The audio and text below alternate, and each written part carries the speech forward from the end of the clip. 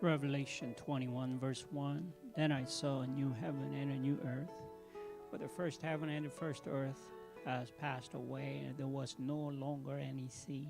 I saw the holy city, the new Jerusalem, coming down out of heaven from God, prepared as a bride beautifully dressed for her husband. And I heard a loud voice from the throne saying, "Look, God's dwelling place is now among the people, and he will dwell with them. They will be his people, and God himself will be with them and be their God. He will wipe every tear from their eyes. There will be no more death, or mourning, or crying, or pain, for the old order of things has passed away." He who was seated on the throne said, "I am making everything new." Then he said, "Write this down, for these words are trustworthy and true." Amen. What does heaven mean to us, believers? What will that mean to us?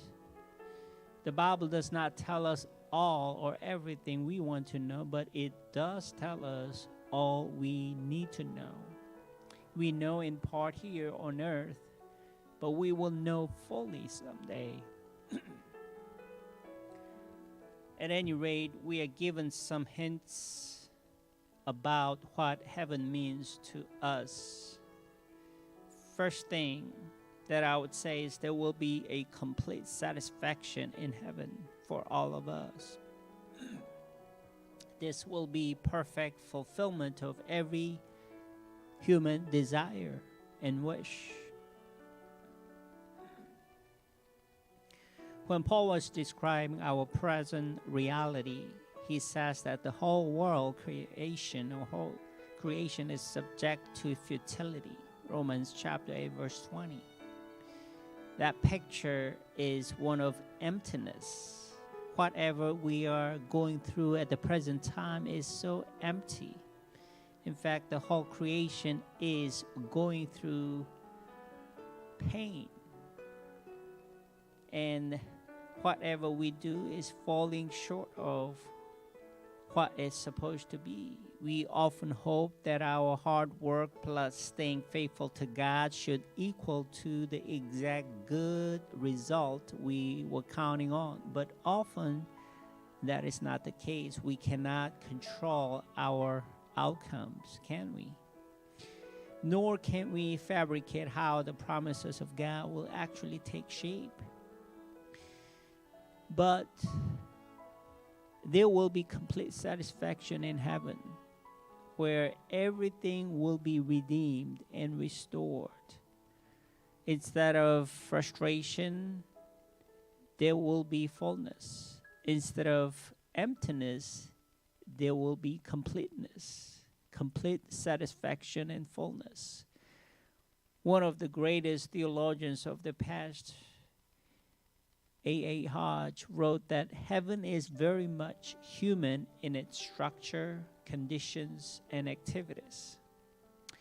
He wrote, "There must be the exercise of all faculties, the gratification of all tastes, the development of all latent capacities, the realization of all ideals.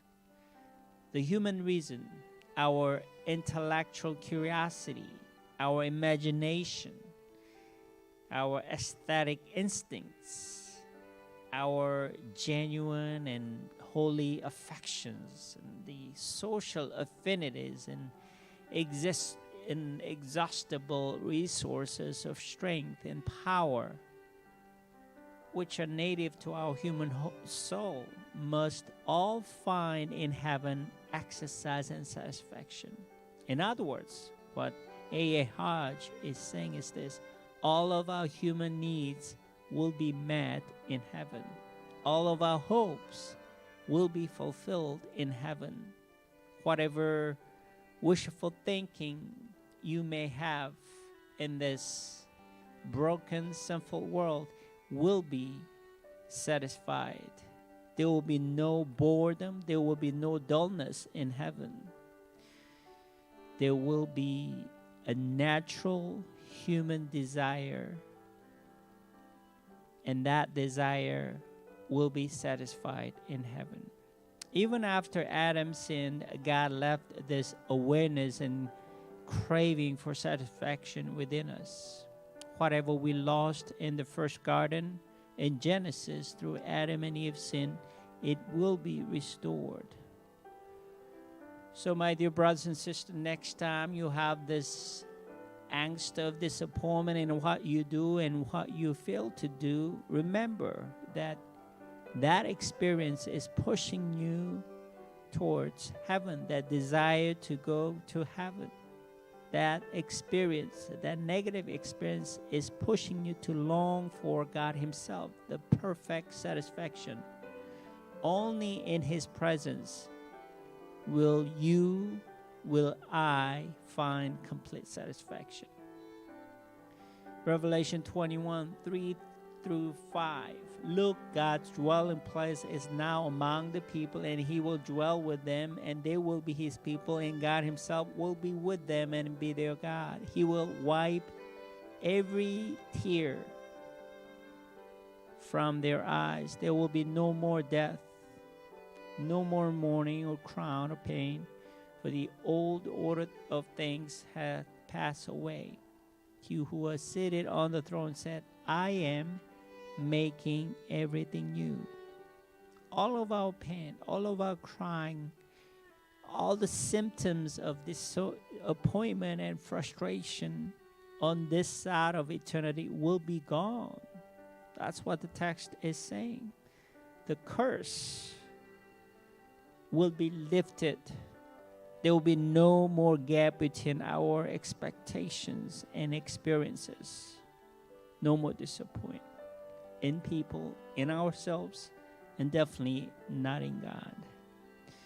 So today, my dear brothers and sisters, think of that complete satisfaction in heaven. Every time you feel a little disappointed today, think of that complete, perfect satisfaction in heaven, which is guaranteed to all of us by our sovereign Lord. May the Lord bless you today.